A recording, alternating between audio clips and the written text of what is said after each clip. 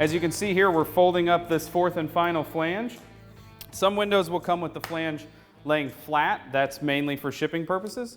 Some windows will actually come with the flange already at the 90-degree point, and some will come with it uninstalled and you'll have to install it yourself.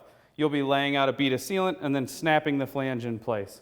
Now that we have all the flanges folded out, we're going to test fit this window once. We'll get it centered in the opening with the help of an interior carpenter, and at that point we'll trace the flange. That'll give us a good line so that we can apply a good bead of silicone all the way around the two sides and the top of the opening. Not the bottom. We're going to leave that open for draining.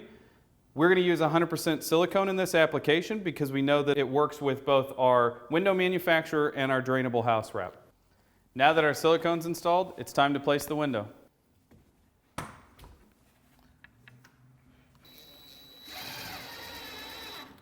Now that we have the unit temporarily tacked in place, we can check for level, plumb, and square and make any needed adjustments.